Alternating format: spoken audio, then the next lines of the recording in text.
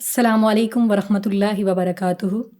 नाजरीन, मैं हूं अतीका बशीर और आज का प्रोग्राम है वुमेन पॉडकास्ट।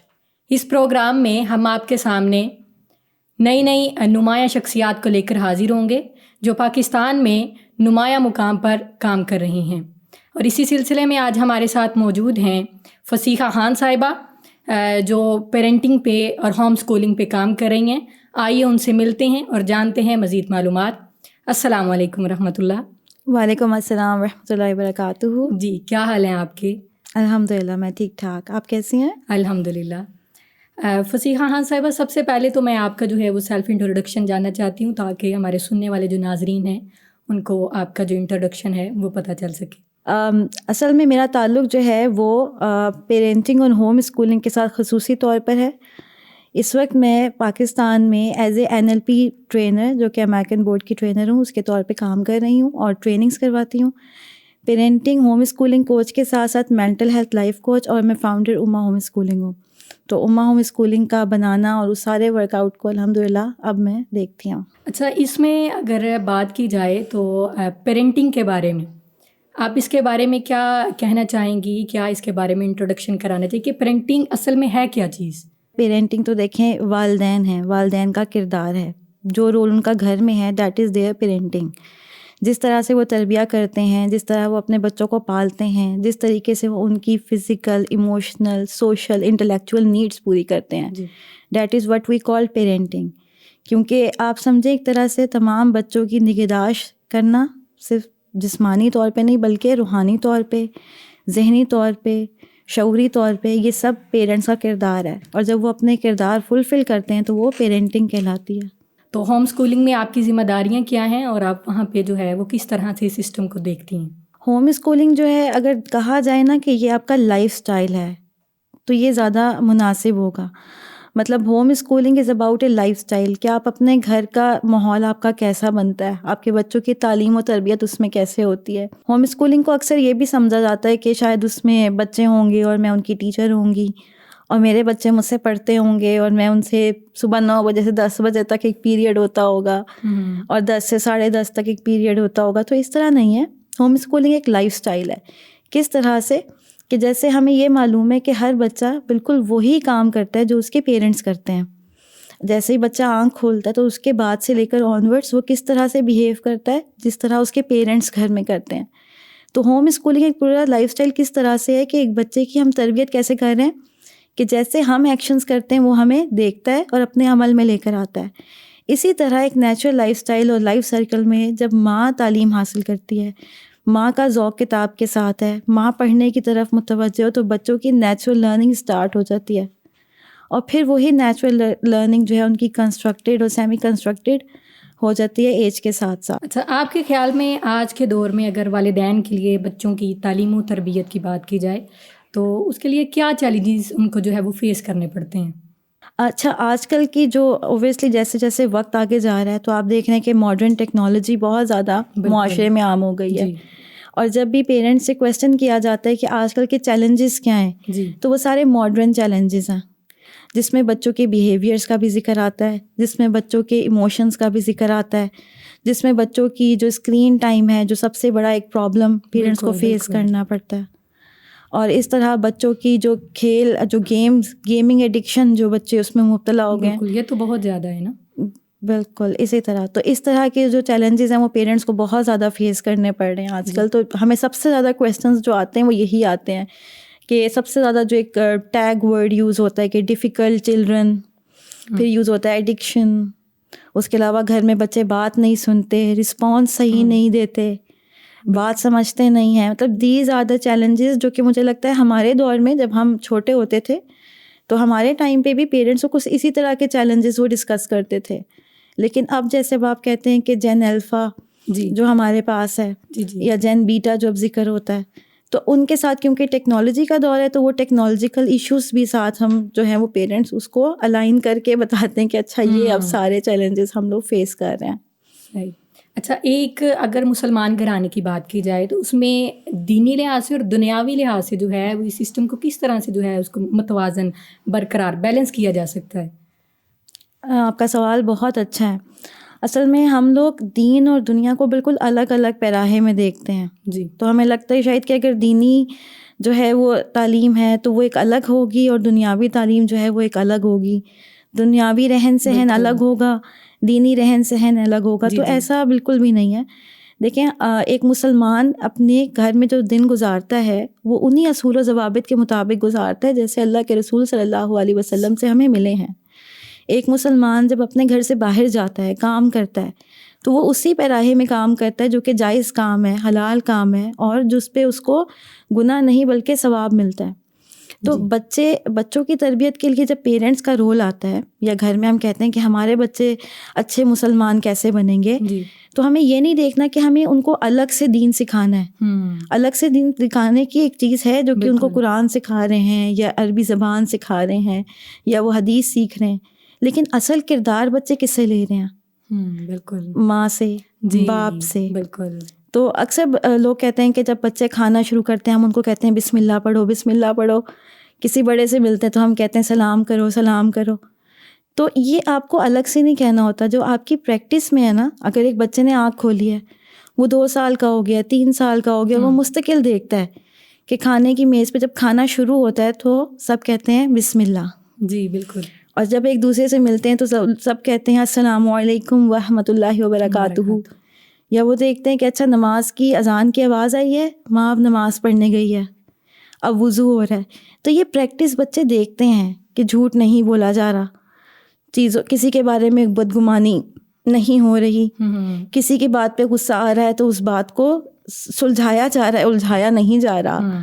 तो बच्चे ये चीज़ सीख रहे हैं और ये चीज़ें उनकी लाइफ में आ रही हैं।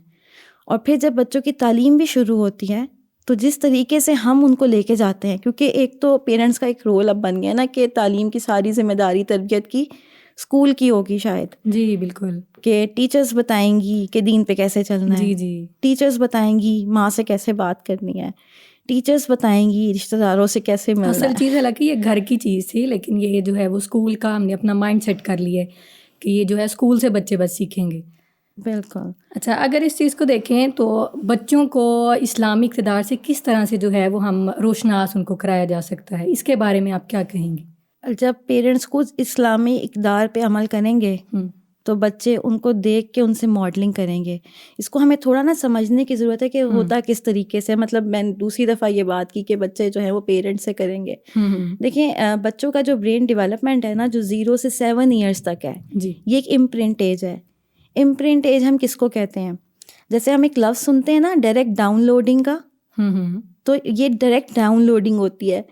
0 से लेकर 7 तक बच्चा जो सुन रहा है, जैसे सुन रहा है, जो चीज़ बोल रहा है, जो चीज़ देख रहा है, वो ये देख रहा है कि अच्छा गुस्सा आता है तो ये इस तरीके से रिएक्ट करते हैं, ठीक है। कोई चीज़ कॉन्फ्लिक्ट होता है, आपस में बात नहीं मान रहे होते तो किस तरीके से घर वाले बोलते हैं। बच्चे अपनी आँखों से सुनते हैं, वो जो देख रहे हैं वो उनके अंदर जा रहा है। और फिर क्या होता है, 0 से 7 तक वो डेवलप होते हैं। फिर उसके बाद इनकी मॉडलिंग एज आती है। 7 से लेकर एज 12 तक इनकी मॉडलिंग होती है। कुछ लोग 12 कहते हैं, कुछ लोग 14 तक कहते हैं। ये मॉडल करते हैं। अब जो 7 साल की उम्र तक उसने देख लिया है ना जी, अगले 12 साल तक वो ये देख रहा है कि अब एज ए मॉडल पर्सन मैं उसको कैसे बिहेव करूँगा, मैं अब अपनी डेली लाइफ में उस पर किस तरह काम करूँगा। और फिर 14 से लेकर 12 से लेकर 21 तक वो सोशलाइजिंग की एज होती है। बिल्कुल। वो जो चीज़ सीख चुके हैं अब उन्होंने वो प्रैक्टिस करनी है। अगर इस्लामी इक़्तिदार उसके 7 साल की उम्र तक उसके घर में नहीं है, इट मीन्स उसको नहीं मालूम कि ये कैसे होता है। फिर बच्चे के 8 साल या 10 साल या 12 साल के बाद हम उसको अलग से आके एक दिन कहें कि अब बेटा आपने नमाज़ पढ़नी है, तो उसके लिए एक नया कॉन्सेप्ट है। बिल्कुल। तो अगर हम चाहते हैं ना कि हमारे बच्चे नेक हों तो हमें पहले खुद नेक बनना पड़ेगा। बिल्कुल। और अगर हम चाहते हैं कि हमारे बच्चे इस्लामी इक़्तिदार पे जो हैं वो कायम रहें तो हमें खुद इस्लामी इक़्तिदार पे कायम रहना होगा। जी। तो मॉडल हम हैं, हमें वो देख रहे हैं। तो इस्लामी इक़्तिदार पे अगर हम उसको सीख रहे हैं, अगर हम कुरान सीखने वाले हैं तो वो डेफिनेटली कुरान सीखने वाले होंगे। और अगर हम हदीस पढ़ने वाले हैं तो वो डेफिनेटली हदीस पढ़ने वाले होंगे। Exceptions are there. मतलब ऐसा नहीं है कि डेड एंड हो गया, बच्चा 20 साल का हो गया, अब कुछ नहीं हो सकता, काम हो सकता है। लेकिन जो असल एज है ना उसको आपने ज़ाया होने से बचाना है। मतलब पेरेंट्स को खुद जो है वो रोल मॉडल बनना है और फिर जो है बच्चों की तरबियत जो है वो असर रख सकती है। अच्छा, इसमें अगर ये चीज़ देखें कि आज के माशरे के लिहाज से एक बहुत अहम क्वेश्चन है कि वालिदैन का और बच्चों का जो है ना वो एक रिश्ता, सेहतमंद रिश्ता नहीं कायम है, तो इसको मजबूत करने के लिए क्या कर सकते हैं? बिल्कुल, आजकल सबसे ज़्यादा मसला यही है कि वालिदैन का बच्चों के साथ और इवन वालिदैन का आपस में भी रिश्ता मज़बूत नहीं है, क्योंकि उनके दरमियान जो कम्युनिकेशन गैप है वो बहुत ज़्यादा है। मतलब एक दूसरे से कम्युनिकेट करने का वक्त भी नहीं है और कम्युनिकेशन को अहमियत नहीं दी जाती। मतलब अगर बच्चे बदतमीज़ी कर रहे हैं और उनको लग रहा है कि बच्चे तोड़ फोड़ कर रहे हैं या उनको लग रहा है कि बच्चे हमारी बात नहीं समझ रहे, तो बजाय ये कि हम कहे जाते हैं, हम उस गैप को कम नहीं करते, तो डिस्कशन नहीं होती, कम्युनिकेशन नहीं है और ये एक बहुत बड़ा रीज़न है। फिर उसके अलावा अंडरस्टैंडिंग नहीं है। यानी कि देखें, दो चीज़ें होती हैं ना, एक बच्चे की लाइफ होती है और एक पेरेंट की लाइफ होती है। तो हमें बीइंग ए पेरेंट सबसे पहले ये समझना है कि मेरा और मेरे बच्चों का एज डिफरेंस ज़्यादा है। बिल्कुल। तो अगर जो चीज़ मैं 30 साल से बड़ी उम्र की होकर सोच रहा हूँ या सोच रही हूँ, तो मेरा बच्चा अभी 6 साल का, 4 साल का, 8 साल का है, तो वो उस लेवल की अंडरस्टैंडिंग नहीं रखता। तो ये ब्रिज किसने बनाना है? इस ब्रिज के लिए हमें एफर्ट करनी है, कम्युनिकेट करना है। तो मुझे पर्सनली ये लगता है कि कम्युनिकेशन एक की है कि अगर आप सही कम्युनिकेट करते हैं तो चीज़ सामने वाला समझता है। तो मॉडलिंग के साथ साथ आपको कम्युनिकेशन की बहुत ज़रूरत है, बिल्कुल, वर्बल एंड नॉन वर्बल दोनों। अच्छा, अगर सोशल मीडिया के लिहाज से देखें तो डिजिटल सोशल मीडिया जो है वो बहुत अहम किरदार अदा कर रहा है। तो इस हवाले से अगर देखा जाए तो आजकल बच्चे जो हैं वो social media, digital social media का जो है वो बहुत ज़्यादा यूज़ करते हैं, तो इसके बारे में आप क्या कहेंगी? पर्सनली स्पीकिंग, सोशल मीडिया बच्चों के हाथ में देने वाली चीज़ थी तो नहीं। मतलब अगर आप फेसबुक पे भी अकाउंट बनाते हैं तो वो आपसे पूछते हैं कि आपकी उम्र जो है वो 16 साल या 18 साल से ज़ायद है जी। लेकिन क्योंकि देखें, फिर क्वेश्चन वही आता है ना कि वो सोशल मीडिया लगाने के लिए मोबाइल ख़रीद के दिया किसने? बिल्कुल। तो जी। अगर आपने ये खुद उनको दे दिया है तो फिर आप अपनी पहले तो ये गलती को ऑन करेंगे, गलती सुधारने के लिए गलती को मानना बड़ा ज़रूरी है। तो सोशल मीडिया की तरफ जो इंक्लिनेशन है आजकल के बच्चों का वो इसीलिए है कि एक तो वहाँ पे आपको पता है एक कॉन्सेप्ट है मज़े का, एक होता है लुत्फ़ आना, एक होता है मज़ा। बिल्कुल। मज़ा एक हिस्सी चीज़ है, थोड़ी देर के लिए आता है। और इसका एक बहुत एक सीरियस एस्पेक्ट ये है कि सोशल मीडिया पे अब आ गई हैं रील्स, शॉर्ट्स। बिल्कुल, इसका बहुत ज़्यादा है। तो वो हमें डिसेंसिटाइज कर रही हैं हमारे बच्चों को। जैसे आप देखें कि एक रील आती है वो बहुत खुश आती है, उसमें बहुत हैप्पी कंटेंट आता है, हर कोई इंजॉय कर रहा होता है, और दूसरी रील आती है उसमें गज़ा पे जो बॉम्ब गिर रहा है वो आती है। अच्छा, बच्चा एक देखता है हंसने वाली, फिर दूसरी निकालता है हंसने वाली, तीसरी निकालता है हंसने वाली। अब वो मौका आया कि जहाँ पे वाकई सीरियस कंटेंट है, एक दुख है, हाँ जी, लेकिन क्योंकि डिसेंसिटाइज हो गए ना, इट्स ओके, फिर वो भी आगे जा रहा है। फिर किसी की बर्थडे आ रही है वो भी जा रहा है, फिर किसी की गाड़ी आ रही है वो भी आगे जा रहा है, फिर किसी की फैमिली व्लॉगिंग क्लिप्स आ रहे हैं वो भी आगे जा रहे हैं। तो ये बच्चों को डिसेंसिटाइज कर रहे हैं और बड़ों को भी। तो अगर हम बच्चों की वाकई हेल्थ का ख्याल रखते हैं, जो कि ये मेंटल हेल्थ से डायरेक्ट लिंक करता है, तो हमें थोड़ा सा ये अंडरस्टैंड करना पड़ेगा कि एक तो हम खुद अपने हाथों से अपने बच्चों को सोशल मीडिया ना दें, और जिनको दे चुके हुए हैं तो उनके साथ कम्युनिकेट करें। लेना हल नहीं है कि मतलब मोबाइल लेते हैं पेरेंट्स और फिर छुपा देते हैं बच्चों को और फिर बताते हैं कि अच्छा हमने तो फ़ोन छुपा दिया है, तो वो हल नहीं है। यू हैव टू डिस्कस, क्योंकि जिसको आदत हो गई है उससे डिस्कस करना पड़ेगा, और जिसको भी आपने दिया नहीं है तो बहुत सोच समझ के ये काम करें। नाजरीन, वक्त हुआ है एक छोटी सी ब्रेक का। मिलते हैं एक छोटी सी ब्रेक के बाद।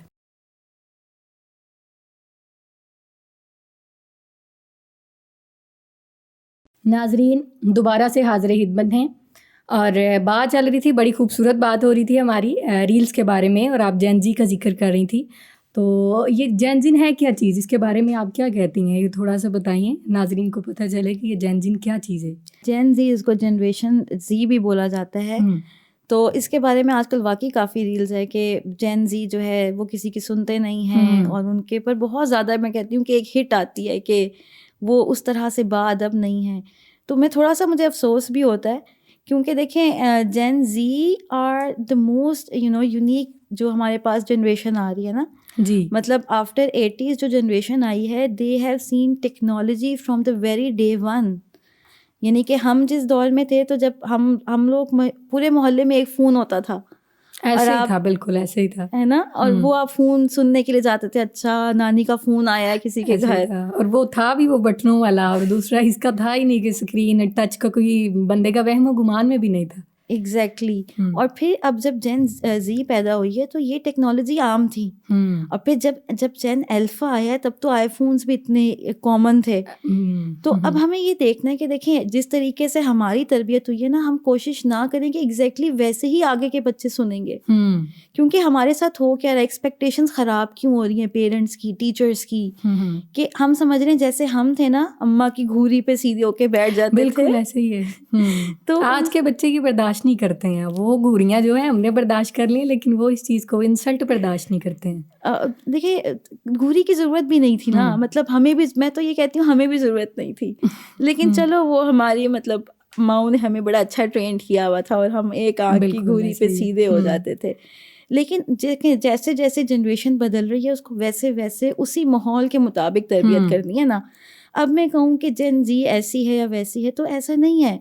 आप ये देखें ना कि हम जिस चीज़ को उनकी वीकनेस कह रहे हैं, जिन चीज़ों को हम कह रहे हैं कि उनमें गलत है, ये वही चीज़ें हैं जो उनकी कोर कॉम्पिटेंसी है।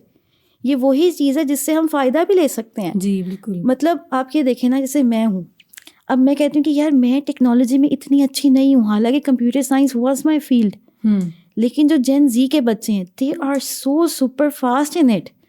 वो एल्गोरिदम्स को बहुत अच्छा जो है वो परसीव करते हैं, और उनके अंदर कॉन्फिडेंस है। और ये चीज़ हमने देखी है कि जो लोग 80s तक थे, उनका कॉन्फिडेंस बहुत शैटर था, हमें नो कहना नहीं आता था। लेकिन जेन जी को जब हम देखते हैं, तो they know how to be confident, और उनको नो करना आता है।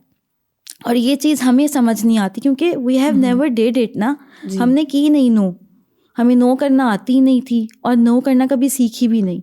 और जब जेन अल्फा आती है, और जब उसको कोई चीज़ नहीं समझ आती, वो साफ कहते हैं नहीं, ये चीज़ नहीं समझ ही नहीं आ रही। तो हम कहते हैं यार ये ना क्यों कर रहा है, इसको तो ना ही नहीं करना चाहिए था। नहीं, देखिए, ना करना उसका राइट है, उसको समझना कि वो उसके लिए मैं बेहतर सर्कमस्टेंसेस कैसे बनाता हूँ, ये हमारा रोल है। तो मैं एक ही बात कहती हूँ कि हर एक को एक लाठी से ना हाँके, हर बंदा डिफरेंट है। बिल्कुल। और इस दौर में पैदा हुए बच्चे ज़्यादा, मतलब मैं तो कहती हूँ दे आर वेल इक्विप्ड। तो क्यों ना हम उनके इस वेल इक्विप्ड होने का फ़ायदा उठाएं, ना कि हम वेल इक्विप्ड होने को टारगेट कर दें। क्योंकि वही बात है ना कि हम 80s के लोग हैं, हमारे पास माइक पावर है। नो करने वालों को बदतमीज समझा जाता है कि इसने नो किया, ये बदतमीज है। तो इस चीज़ में मैं भी कहती हूँ कि नो किया है बदतमीज कहते हैं। तो इसमें क्या चीज़ है कि जो हैं वो बच्चे हमसे ज़्यादा आगाह हो चुके हैं, या फिर जो है वो बच्चे वाकई बदतमीज़ हैं। इसके बारे में आप क्या कहती हैं? अच्छा, मैं ना करने वाले को बदतमीज़ तो नहीं कहती, ये तो मतलब थंब रूल है मेरा। क्यों ना करने वाले को बदतमीज़ नहीं कहेंगे, क्योंकि देखें, आर्ग्यू करना सामने वाले का राइट है, ना उसी वक्त करता है जब उसको कोई चीज़ समझ नहीं आती। तो हमारा रोल है कि हम समझाएं, ना कि हम लेबल कर दें कि ये बदतमीज़ है। और देखें, एक चीज़ होता है, किसी की पसंद नापसंद वो मुख्तलिफ हो सकती है, और हमें उसकी रिस्पेक्ट को इंटैक्ट रखना चाहिए। कि अगर कोई किसी, अब समझें, एक बच्चा, मैं तो कहती हूँ नहीं तुम वहाँ जाके बैठ जाओ, और वो कहते नहीं मैंने यहीं बैठना है। नहीं, ड्राइंग रूम में नहीं बैठना, तुमने अपने रूम में बैठना है। और कहते नहीं मैंने लाउंज में ही बैठना। तो अगर वो लाउंज में बैठा हुआ है, तो देखें, हमारे इस्लाम में 5 चीज़ें हैं ना, मुस्तहब, हलाल, जी, मुबाह, जी, मकरूह, हराम, हराम, ठीक है। अब ड्राइंग रूम में या लाउंज में बैठना क्या है? वही, हाँ जी, बिल्कुल बिल्कुल, ये मुबाह है ना। हाँ, मतलब हमने हराम क्यों बना लिया, ऐसे ही हमने मकरूह क्यों कर लिया। मतलब एक चीज़ इस्तेमाल करने की है। और आजकल के पेरेंट और चिल्ड्रन कॉन्फ्लिक्ट सबसे ज़्यादा बड़े इंटरेस्टिंग आते हैं। बल्कि मैं आपको बड़े इंटरेस्टिंग एक फैक्ट बताती हूँ। अभी पिछले दिनों एक मदर आई और उन्होंने कहा कि मैं फसीहा बहुत परेशान हूँ। मैंने कहा अल्लाह खैर करे, क्या परेशानी हो गई, थोड़ी जान पहचान की भी हैं। तो उन्होंने कहा मैं ना अपने बेटे से बहुत तंग आ गई हूँ, वो 12 साल का है, लेकिन ना उसने मेरी नाक में दम कर दिया है। अब मैंने कहा क्या हो गया, अल्लाह खैर करे, मतलब नाक में दम हो गया आपकी। तो कहती वो ना बाहर जाता है ना, तो घर के कपड़ों में चला जाता है। अच्छा। अब वो घर के कपड़ों में बाहर जाता है, मेरा पारा रोज़ हाई कर रहा है। अच्छा। अब जब निकलना है वो ऐसे ही घर की स्लीपर्स होती हैं और वो उसी पे स्वेटर पहन रहे और बाहर चला जाता है। तो मैंने कहा आप क्या चाहती हैं ना, मैं चाहती हूँ ज़रा जॉगर्स पहने, कोई कपड़े बदल के जाए, बन सवर के जाए। हाँ बन सवर के जाए। तो मैंने उनसे कहा देखें अब वो कहती हैं कि, मैंने कहा आप क्यों चाहती हैं ना कि वो इस तरह जाए। तो उन्होंने कहा देखो लोग क्या कहेंगे। तो बात कहाँ आ गई, लोग क्या कहेंगे, लोग क्या कहेंगे। अच्छा मैंने कहा चले लोगों को छोड़ें, लेकिन आपको पर्सनली क्या लगता है कि चलो वो जा रहा है तो क्या होगा। कहती हैं उसका कॉन्फिडेंस लो हो जाएगा ना, लोग उसको बुरा भला कहेंगे, कॉन्फिडेंस लो होगा। अब मैं बड़ा इंटरेस्टिंग फैक्ट आपको भी बताती हूँ जो मैंने उनको बताया जी कि बच्चे जो है ना वो बाय बॉर्न कॉन्फिडेंट पैदा होते हैं। बिल्कुल। और ये हम होते हैं जो उनका कॉन्फिडेंस शैटर करते हैं। मतलब अल्लाह ताला जो बच्चा पैदा करता है वो फुल इंटेलिजेंट बीइंग होता है, उसका कॉन्फिडेंस 100% होता है। अब एक 12 साल का बच्चा इतना कॉन्फिडेंट है कि वो अपने मर्जी के कपड़े पहन के निकलना चाहता है, लेकिन उसको सबसे पहले उसका कॉन्फिडेंस शैटर कौन कर रहा है, माँ बाप, घर से मिल रहा है उसको। देखिए कॉन्फिडेंस शैटर घर से ही होता है सबसे पहले, और ये बड़े दुख की बात है। लोग क्या कहेंगे, तुमने इतने गंदे जूते पहने हुए हैं, तुम कपड़े प्रेस कर लेते, तुम नए कपड़े पहन लेते। अब बच्चे को खौफ नहीं है और ये कोई हराम काम भी नहीं हो रहा, वो जिस हालत में था घर में साफ सुथरी हालत में उसमें चला गया। तो लोगों के फियर को हम बच्चों के अंदर डाल रहे हैं, तो एक फियर ऑफ पीपल जो है वो बच्चों में क्रिएट हो जाता है और बच्चों का कॉन्फिडेंस शैटर होता है। और फिर यही मदर्स फिर क्या शिकायत करती हैं जब बच्चे टीन्स में जाते हैं, इनको सब्जी लाने के लिए कहते हैं तो ये निकलते ही नहीं है बाथरूम से। ऐसे ही तो वो जब आपने डाल दिया, फिर कहेंगे बच्चे नहीं सुनते हैं, बच्चे सुनते नहीं हैं। बिल्कुल वो अब आपने डाल दिया ना कि रेडी हुए बगैर निकलना नहीं घर से, और वो उसने तो अब निकलना ही नहीं है, क्योंकि आपने तो बचपन से ट्रेन किया है कि पहले तुम तैयार होगे और फिर तुम बाहर आओगे। कॉन्फिडेंस को लूज़ कर दिया ना पेरेंट्स ने, घर से ही उसको जो है कॉन्फिडेंस लूज़ करने का, उसको जब ये चीज़ आपने उसके अंदर डेवलप कर दी है, डाल दी है, तो फिर बच्चा जो है वो छुपेगा ही, वो कैसे बाहर आएगा। बिल्कुल ये चीज़ है। और फिर वो ये ऐसा नहीं रहता, फिर तो ये लाइफ लॉन्ग चलता है। अब लड़कियां इतनी बड़ी हो जाती हैं, मतलब माएँ बन जाती हैं, लेकिन उनको डर क्या लगता है कि उफ रेडी हुए बगैर नहीं निकलना। ऐसे है। अच्छा, अगर मगरिबी तहजीब को देखा जाए ना तो उनके बच्चे, हम हालांकि हमारे पास दीन इस्लाम है, हमारे बच्चे उनसे जो हैं वो कॉन्फिडेंस में लूज़ होते हैं और वो बहुत आगे होते हैं। इसके बारे में अगर आप कुछ कहना चाहें नाजरीन से कि ये इसकी क्या वजह है कि मगरिबी तहजीब के बच्चे जो हैं वो कॉन्फिडेंस में, अखलाकी तो एथिक्स उनमें बहुत ज़्यादा होती हैं। ये बहुत इंटरेस्टिंग आपका सवाल है कि मतलब वेस्ट में जब हम देखते हैं तो बच्चे कॉन्फिडेंट हैं, और जब हम यहाँ देख रहे हैं तो कॉन्फिडेंस की कमी है। मतलब पहला प्रॉब्लम ही कॉन्फिडेंस है, तो ऐसा क्या है। तो वाकई इसको थोड़ा समझते हैं। देखें बच्चे, जब मैंने आपको बताया कि पैदा हुए 100% कॉन्फिडेंस, अब मदर जो है ना वो कॉन्फिडेंट नहीं है और फादर वो कॉन्फिडेंट नहीं है, घर के माहौल कॉन्फिडेंट नहीं है। क्यों? लोग आएंगे तो ऐसे करो, किसी के सामने जाओ ऐसे रहो। अब बच्चे की अपनी से क्या और ये ख़त्म। बिल्कुल ठीक है ना। जैसे अभी आपने कुछ देर पहले किया क्वेश्चन के बच्चे नो करते हैं तो वो बदतमीजी काउंट होती है। हाँ जी, है ना। अब बाहर जब बच्चा नो करता है तो दे अंडरस्टैंड कि ये उसका राइट है, लेकिन हमें ये लगता है कि नहीं, बच्चे का राइट नहीं है। तो जिस तरह वालिदैन के हकूक़ है ना, उस तरह औलाद के भी हकूक़ हैं। मतलब एक इंसान का जायज़ सवाल है, आप उसको सुन नहीं सकते, तो बच्चे में फिर वो हिल्म नहीं आता और हम बच्चों का कॉन्फिडेंस 4 साल की उम्र में ख़त्म कर देते हैं। मतलब एक रिपोर्ट के मुताबिक जब बच्चा फर्स्ट टाइम स्कूल जाता है तो वो किसी की आंखों में आंखें नहीं डाल पाता। हालांकि जब ये बच्चा पैदा हुआ था तो बच्चे कैसे होते थे, आंखों में आंखें डालते हैं, हाँ जी, उंगली पकड़ते हैं, छोड़ते नहीं हैं, फुल ऑफ कॉन्फिडेंस। लेकिन हम क्या करते हैं, इस तरह बैठो, इस तरह नहीं बैठो, यहाँ आओ वहाँ नहीं आओ, हर डिसीजन पे सवाल, ये खाना है ये नहीं खाना, ऐसे बैठना है ऐसे नहीं बैठना। तो बच्चे की अपनी से हो जाती है ख़त्म, और जब अपनी से ख़त्म हो जाती है तो यही वो इंडिविजुअल्स होते हैं, जब वो टीन एज में जाते हैं तो हम कहते हैं हमारे बच्चे को कॉन्फिडेंस की ट्रेनिंग कराएं। हाँ जी बिल्कुल। हमारे बच्चे में लीडरशिप की ट्रेनिंग कराएं। वो जो लीडरशिप का उसकी अपनी से को प्रैक्टिस और एक्सरसाइज करने का टाइम था, उस टाइम पे आप एक कंट्रोल्ड इन्वायरमेंट में उसकी से ख़त्म कर देते हैं। और वेस्ट में हम ये देखते हैं कि अगर एक बच्चा किसी बड़े से सवाल करता है तो बड़ा उसका जवाब देना फ़र्ज समझता है, जबकि हमारे हम कहते हैं बड़ों से सवाल किया शर्म नहीं आती। हाँ जी बिल्कुल ऐसे ही है। मतलब हम तो मतलब उसमें डालते ना शर्म करो, मतलब तुम्हारी हिम्मत कैसे हो गई, बाप से सवाल, ये क्या हुआ। तो बाप भी वैसे माशाल्लाह, वैसे ये भी एक पाकिस्तान में और इंडो पाक कल्चर है कि बाप जो है ना कोई खौफनाक मखलूक बन गया है। ऐसे ही है, बिल्कुल आप है ठीक ना? कह रही हैं। वो मतलब घर आते हैं तो क्या हो जाता है फिर। बिल्कुल वो गुस्से से आना है और वो जी पता है अब्बू आ गए हैं, बस ठीक हो जो, अपने ये सब कुछ सेटलमेंट कर लो। तो हाँ, सख्ती वाला माहौल, और वो बिल्कुल आप वो ठीक कह रही बाप को लेके ना वो कॉन्सेप्ट हमने मतलब बाप को एलियन बना दिया हैं। है। बिल्कुल बिल्कुल हालांकि बाप वो बींग है मोहब्बत जिसकी का। वजह से हमें बेटियां बेटे कॉन्फिडेंस में आते हैं बिल्कुल। कि हमें हमारा बाप सुन रहा है। मतलब ये हाल हो गया है कि मतलब आप ये देखो कि किसी 16 साल के बच्चे को उठाओ या 20 साल के लड़के और लड़की को ले लो, तो उनसे पूछो ना आपकी ज़िंदगी में सबसे ज़्यादा एडवाइस आपके बाप ने क्या की है, तो उनको सोचना पड़ता है कि अच्छा लास्ट टाइम कब बैठे थे अब्बू के साथ। हालांकि बाप वो है जो कि अपना मतलब बापों के बारे में क्या मशहूर है, एक जूता उनका नया नहीं होता, जूते फटे हुए मिलते हैं। बिल्कुल ऐसे ही है। बच्चों के हर साल नए आएंगे, ऐसे आएंगे। ईद पे नए कपड़े हाँ जी। आएंगे, लेकिन घर में सिर्फ एक बाप होता है जिसके कपड़े भी पुराने होते ऐसे हैं, ही ऐसे ही। जूते भी पुराने होते हैं। तो हम वो एफर्ट तो कर रहे हैं, वालिद से हम पूरा ले रहे हैं, लेकिन वालिद को भी ये एंजॉय करने का मौका देना चाहिए कि वो भी अपने बच्चों के साथ अच्छा वक्त गुजारें, कम्युनिकेट करें और ये गैप लेके ना आए। क्योंकि वही बात है, फिर गैप आएगा, फिर वो सारी ज़िंदगी वो अपने लिए रोल डिफाइन कर लेते हैं ना हम, कि हमने भी बाप की तरफ संजीदा ही रहना है, और फिर एक से एक लड़ी चल पड़ती है।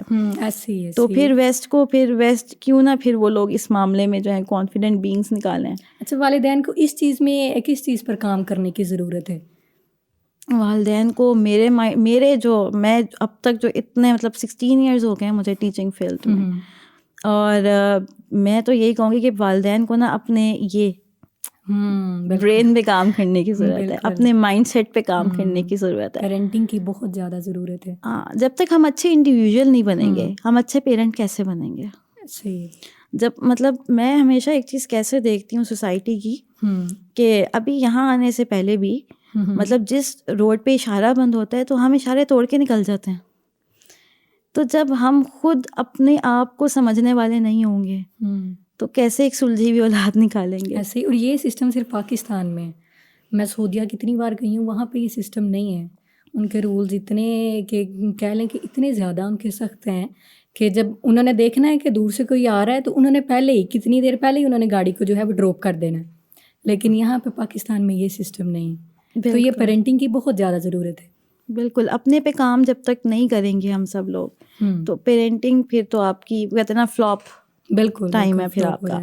तो आपको अगर अच्छा पेरेंट बनना है और आप चाहते हो कि आप अच्छी पेरेंटिंग करो तो अपने माइंडसेट पे काम करो, अपनी पर्सनल ग्रोथ पे काम करो। और हमारा दीन वो दीन है जो कि हमें मरते दम तक पढ़ने की तरगीब देता है। इल्म हासिल करना हम पे फ़र्ज़ है, लेकिन हम वो वाहिद लोग हैं जो कहते हैं कि शायद पढ़ाई जो है ना वो सिर्फ 16 साल की वो एजुकेशन थी, वो है, आगे पढ़ना नहीं है। मतलब कुछ पढ़ लिया ना तो बस वो तो फिर कोई मतलब बहुत ही कोई हम बड़ा काम कर रहे हैं। तो ऐसा नहीं है, एजुकेशन आपको आगे लेके जाती है। और जिस तरह से वक्त बदल रहा है, देखें अब जितने भी पेरेंट्स हैं ना, मैं तो उनसे रिक्वेस्ट ही करती हूँ कि वक्त बहुत तेज़ी से बदल रहा है, टेक्नोलॉजी का दौर है, जिद्दत आती जा रही है। और इस जदीदियत के दौर में अगर पेरेंट्स खुद को वेल इक्विप्ड नहीं करेंगे, सारी चीज़ें नहीं सीखेंगे, तो फिर वो आगे अपनी औलाद के साथ कम्युनिकेशन गैप तो आएगा, इंटेलेक्चुअल गैप भी आ जाएगा। और बच्चों को आपको पता है हर बच्चे को वो चीज़ अपील करेगी, वो आप डिस्कस करना भी चाहें ना पेरेंट्स से कि मामा ये चीज़ है या बाबा ये चीज़ है, तो बाबा कहेंगे नहीं मुझे तो सिर्फ वो पता है जो दफ्तर में है। तो हम पीछे हो जाएंगे, हमारा ताल्लुक़ नहीं बन पाएगा। नाजरीन, वक्त हुआ है एक छोटी सी ब्रेक का। मिलते हैं एक छोटी सी ब्रेक के बाद। हाज़िर खिदमत हैं छोटी सी ब्रेक के बाद। तो फसीहा साहिबा, हमारा बहुत अच्छा जो है वो क्वेश्चनिंग चल रही थी, बड़ी अच्छी जो है वो हमारी बातें चल रही थी। तो इससे रिलेटेड मैं आपसे एक क्वेश्चन करना चाहूँगी कि आपके ख़्याल में ख़वातीन की तालीम व तरबियत में जो है वो एक मुस्बत करैक्टर किस तरह से एक औरत अदा कर सकती है? और किस तरह जो है वो अक्सर ख़वातीन बहुत अच्छा करैक्टर भी प्ले कर रही हैं, रोल बड़े अच्छे अच्छे अदा कर रही हैं, तो इसके बारे में आप क्या कहेंगी? औरतों का जो तालीम और तरबियत है ना औरतों की, वो बहुत बहुत ज़्यादा एक ज़रूरी फैक्टर है, जो कि मुझे लगता है बहुत ज़्यादा इग्नोर हुआ है पिछले कई दहाइयों से। हमने ये देखा है कि हमें लगता है कि जैसे ही बच्चा पैदा हुआ है ना तो पेरेंटिंग डाउनलोड हो गई है, तो ऐसा नहीं है। ये एक सीखने की चीज़ है। ये बिल्कुल ऐसा नहीं है कि एक बंदे को रोल मिला तो आपको लगा अच्छा ये सब अब उसके अंदर आ गया है। मतलब आप कहीं जॉब करने भी जाते हैं तो आप जिस भी पोजीशन पे जाते हैं तो आपकी इनिशियल ट्रेनिंग होती है, आपको सिखाया जाता है। लेकिन पेरेंटिंग एक ऐसी चीज़ है जिस पे हमें लगता है नहीं ये तो इसको आता ही होगा, ठीक है। तो वो एक हमारी मिसकॉन्सेप्शन है जिसकी वजह से होता ये है कि वालिदैन की तरबियत तो बिल्कुल ही साइड पे हो जाती है, स्पेशली मदर्स। बिल्कुल। हालांकि एक औरत जिसने घर में सारा निज़ाम संभालना है, किचन भी देखना है, ज़रूरियात भी देखनी है, बच्चों को भी देखना है, उनकी तालीम भी देखनी है, उनकी तरबियत भी देखनी है, उनके खेल के औकात भी देखने हैं, तो वो तो बहुत ज़्यादा काम करना है ना उसने। बिल्कुल, माँ की गोद बच्चे के लिए पहली दरसगाह है ना, पहला मदरसा है। एग्जैक्टली तो जब हम माँ को ही छोड़ देते हैं और माँ की ही तालीम को ख़त्म कर देते हैं, तो आप क्या चाह रहे हो कि फिर बच्चा तो फिर जो उसकी पुरानी एजुकेशन, पुराना माइंडसेट, पुरानी सिस्टम जो है वो तो उसी पे ही परवान चढ़ेगा। तो माँओं की तरबियत बहुत ज़रूरी है ताकि वो आगे आने वाली, देखें जैसे जैसे वक्त आ रहा है तो क्या हमें एक मेंटल हेल्थ इश्यूज बहुत नज़र आते हैं, मदर्स के अपने इमोशनल टेंट्रम्स नज़र आते हैं, कंट्रोल नहीं इमोशंस पे। बिल्कुल। और मैं इसके लिए एक वोकैबुलरी यूज़ करती हूँ कि why we go towards the emotional को कंट्रोल करना, why don't we teach them कि how to channelise their emotions well, how to understand their emotions well, how to stabilise the emotional tantrums and triggers. और ये सब mother's के साथ हैं। मतलब मैं आपको एक बड़ा इंटरेस्टिंग फैक्ट बताती हूँ। बच्चे खाना नहीं खाते तो माएँ क्या करती हैं, वो उनको मारती हैं, ठीक है, ज़बरदस्ती ठूसती हैं मुँह में। और मतलब मार लगाना तो मतलब वो एक कोई हमने फ़र्ज समझा हुआ ना कि मार लगाएंगे तो बच्चा खाएगा।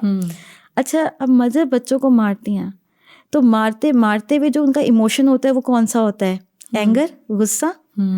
हालांकि डीप डाउन जब उनसे पूछो कि खाना क्यों खिलाना चाहती हैं, तो वो एक फियर होता है कि मेरा बच्चा कहीं भूखा ना रह जाए, कमज़ोर ना रह जाए। ऐसे ही। तो माँओं को खुद भी नहीं पता कि वो फिक्र में एंगर से रिप्रेजेंट कर रही हैं। मतलब अपनी साइकी को बच्चे की साइकी के साथ बैलेंस करना चाह रही हैं। बिल्कुल, उनको खुद समझ नहीं आ रही ना कि वो खुद को एक्सप्रेस कैसे करें।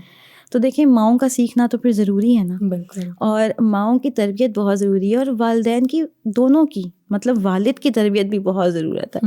मतलब हमारी सोसाइटी में लगता है शायद जो वालिद है ना तो वो भी मतलब उनका काम है सिर्फ ऑफिस जाना, पैसे कमाना, ग्रॉसरी लेकर आना, बच्चों की फ़ीस पे करना। तो वो रिलेशनशिप जब बिल्ड ही नहीं करेंगे तो फिर ताल्लुक़ कैसा? और हम कहते हैं जोहरे ताल्लुक़। और अगर इस्लामिक पैराडाइम में देखें तो ताल्लुक़ हीलिंग का काम करता है। बिल्कुल ऐसे ही है। यानी कि एक बच्चा जिसमें किसी भी तरह का खौफ आ गया है, या एक औरत जिसके अंदर किसी भी तरीके की जो है वो फ़िक्रें आ गई हैं, परेशानियाँ, एंग्जाइटी आ गई है, तो अगर उसका शौहर उसको जोहरे ताल्लुक़ कहते हैं ना कि ताल्लुक़ की खूबसूरती से डिस्कशंस करता है, उसको सपोर्ट करता है, तो वो माँ क्या होगी? मेंटली स्ट्रांग होगी। और वही माँ बच्चे के लिए क्या काम करेगी? उसकी स्ट्रेंथ में रोल प्ले करेगी। और एक माँ अगर खुद स्ट्रांग हो जाती है इमोशनली तो वो अपने बच्चे की भी अच्छी तरबियत करेगी, बच्चे की भी तमाम तर आने वाले जो इन्वायरमेंट्स हैं उसको फेस करने में हेल्प करवाएगी। तो जहाँ पे अगर औरत की एजुकेशन ही आप माइनस कर दो तो पीछे क्या रह जाता है? अच्छा, यहाँ पे मैं अगर आपसे बात करूँ तो आप माशाल्लाह एक अदारा को चला रही हैं, बहुत अच्छा काम कर रही हैं, उसमें पेरेंटिंग का काम कर रही हैं।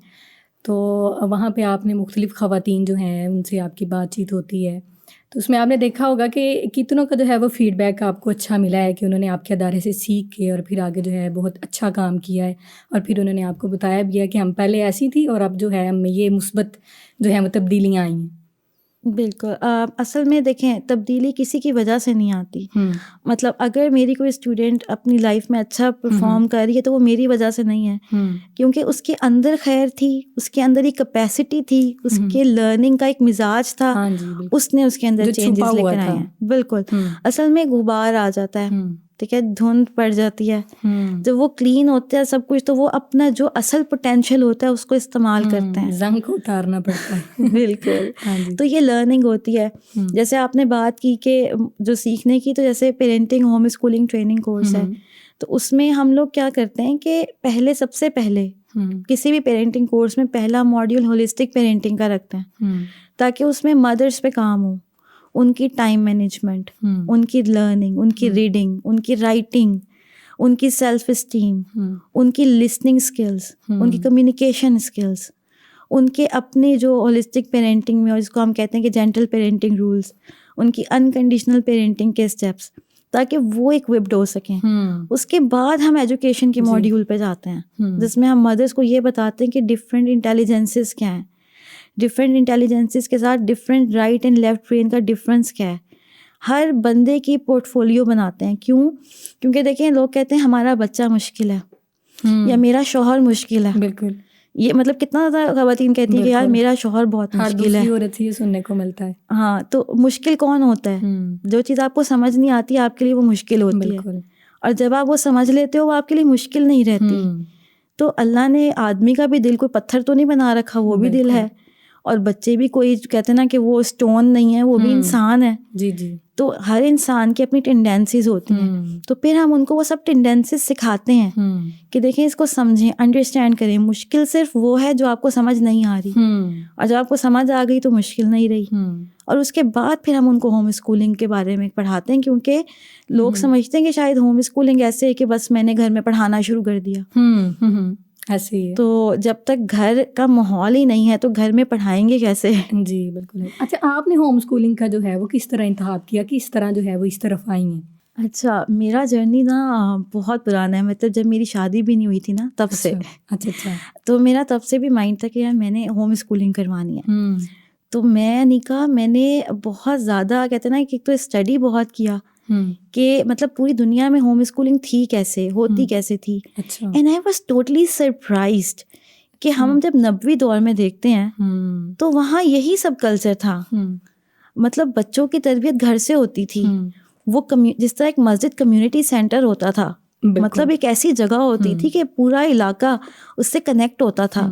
खुशियाँ वहाँ हो रही होती थी, किसी को कोई तकलीफ होती थी, वो सब कम्युनिटी मिलके वो एक दूसरे को सपोर्ट कर रहे होते थे। और जब वो बड़े हो जाते थे तो वो अपनी डिफरेंट फील्ड्स में लर्निंग करते थे। तो मुझे ये चीज़ बहुत इंस्पायर करती थी। जितने सल्सालिहीन को देखो, इस्लाफ को देखो, तो आप देखते थे कि माओं का रोल कितना बड़ा है। तो वो पूरा हिस्टोरिकल पर्सपेक्टिव देखते हुए तो मैंने फिर इसको जब अंडरस्टैंड करना शुरू किया तो आई वाज टोटली इन कि I was like in wow movement कि पूरी दुनिया में ये कल्चर है। वहाँ तालीम से ज़्यादा जो थी तरबियत थी। माएँ जो थी अपने बच्चों की तरबियत करती थी। तो इस बारे में आप क्या कहती हैं कि तालीम ज़्यादा ज़रूरी है कि तरबियत ज़्यादा ज़रूरी है? तालीम और तरबियत साथ साथ है। तालीम आपको बताती है कि ये चीज़ गलत है, और तरबियत आपसे उस गलत चीज़ से बचवाती है। ठीक है, तालीम आपको बताती है ये यस है या नो है। तरबियत आपको बताती है यस करनी कब है और नो करनी कब है। तो ये एक दूसरे के साथी हैं। आप ऐसा नहीं कह सकते कि एजुकेशन तो होगी तरबियत नहीं होगी, या तरबियत तो होगी एजुकेशन नहीं होगी। ये लाजिम और मलजूम है, ये एक के साथ दूसरा नामुकम्मल है। बिल्कुल। अब नबी करीम सल्लल्लाहु अलैहि वसल्लम को देखें तो हमें क्या पता लगता है, आप सल्लल्लाहु अलैहि वसल्लम ने आयात पढ़ के भी सुनाई, आप सल्लल्लाहु अलैहि वसल्लम ने तज़किया भी किया। बिल्कुल। तो तज़किया क्या है? तरबियत ही तो है। बिल्कुल। और आयात पढ़ के सुनाना क्या है? तालीम ही तो है, खुद का मुखासबा। बिल्कुल। तो ये दोनों चीज़ें लाजिम और मलज़ूम है। तो नाज़रीन को आप क्या मशवरा देंगी? अच्छा, मैं नाज़रीन को ये मशवरा दूंगी कि देखें, माँ की तालीम पहली चीज़ है। ठीक है, वही बात आ गई कि माँ की गोद जो है वो अव्वल दरसगाह है। बेशक। देखें, बच्चे आपके स्कूल जाएं या आपके बच्चे होम स्कूल करें, एटलीस्ट आपको ये पता होना चाहिए कि मेरा बच्चा कैसा है। आपको पता होना चाहिए मेरे बच्चे के जो पसंदीदा अफराद हैं वो कौन हैं, और वो ऐसी कौन सी चीज़ है जिसने उनको पसंदीदा करवा दिया। मेरे बच्चे की पसंद और नापसंद क्या है, वो कौन सा जुमला है जो मेरा बच्चा नहीं सुनना चाहता, वो कौन से जुमले हैं जो मेरे बच्चे सुनना पसंद करते हैं। तो माँओं को सबसे पहले जो है अपने ऊपर काम करने की बहुत ज़्यादा ज़रूरत है। और in regard to home schooling आप पूछ रही थी? जी बिल्कुल, होम स्कूलिंग के बारे में मैंने आपसे पूछा। अच्छा, होम स्कूलिंग के लिए जो पेरेंट्स अपने बच्चों को होम स्कूल करवाना चाहते हैं, देखिए होम स्कूलिंग को समझें। होम स्कूलिंग घर में स्कूल बनाना नहीं है। होम स्कूलिंग बच्चे से ट्रेसिंग पेपर पे A to Z लिखवाना नहीं है, क्योंकि अगर आपने यही सब करवाना है तो फिर स्कूल बेहतरीन जगह है। क्यों? क्योंकि वहाँ टीचर्स ट्रेंड है। यहाँ पे आप किचन से बाहर आती हैं और बच्चे को डांट पीट के फिर उसको ट्रेसिंग करवाती हैं, तो वो उसकी जो तालीम का बेसिक एसेंस है ना, वो ख़त्म कर देगा और बच्चा इंटरेस्ट ख़त्म कर देगा। तो home schooling is all about the life style. आपको घर का माहौल बनाना है। ये सारी मायने नहीं कर सकती हैं, ये एक आर्ट है होम स्कूलिंग की, जो पेरेंट्स ने, वालिदैन ने जो है वो दोनों ने अपना काम करना है, घर में बच्चों की तरबियत का काम करना है। स्कूल में चूँकि चंद जो है वो घंटे बच्चों ने जाना है और उन्होंने चंद घंटे वहाँ पे पढ़ना है, और उनको जो है एक कंजस्टेड माहौल दिया जाता है कि आपने इस टाइम में जो है वो यहाँ से उठना नहीं है, ये करना है, वो करना है। लेकिन घर में जो है बच्चे ने अपनी माँ को देखना है, अपने बाप को देखना है, वहाँ से सीखना है। देखें, ये कहना कि होम स्कूलिंग सब मायने नहीं कर सकती, मैं तो इसको लिमिटिंग बिलीफ कहती हूँ। करने को हर इंसान सब कुछ कर सकता है, लेकिन बात होती है कि उसकी पसंद और नापसंद, उसकी चॉइस क्या है। तो आपको ये देखना चाहिए आपकी चॉइस क्या है और वो क्यों आपकी चॉइस है। तो होम स्कूलिंग के बारे में मैं यही कहती हूँ कि अगर आप करवाना चाहते हैं तो पहले इसको अंडरस्टैंड करें कि ये है क्या, ये कैसे जाएगा जर्नी, इन्विजनिंग करें। मतलब जब मेरे पास parenting home schooling training course जो है, जब मदर्स आती हैं और हम होम स्कूलिंग के मॉड्यूल पे जाते हैं, हम इन्विजन कराते हैं what is the vision for your home schooling journey. आप आगे क्या लेके जाना चाहते हो, क्योंकि बहुत सारी मेरे स्टूडेंट्स हैं जिनके बच्चे माशाल्लाह उन्होंने प्राइवेटली जो है वो O लेवल किया है और उसके बाद वो मेडिकल फील्ड में जा रहे हैं। तो मतलब ऐसा नहीं कि होम स्कूलिंग के बाद आप डॉक्टर्स नहीं बन सकते, आप इंजीनियर्स नहीं बन सकते, या हम कोई हराम कर देते हैं कि नहीं भाई आप तो अब घर में ही हैं। इट्स टोटल योर चॉइस कि आप चाहते क्या हो उस होम स्कूलिंग को लेकर।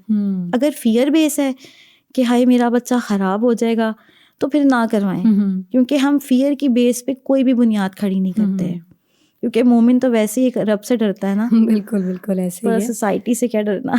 अच्छा, अपने तजर्बात की रोशनी में आप जो है वो वालिदैन को क्या पैगाम देना चाहेंगी? पैगाम टीवी के थ्रू जो है वो आप क्या पैगाम देंगी पेरेंट्स को? मेरा जो पैगाम टीवी के थ्रू पैगाम है वालिदैन के लिए वो ये है कि वो एक तो अपने ऊपर काम करें। अपनी ज़ात पे काम करने की इस वक्त हमें बहुत ज़रूरत है।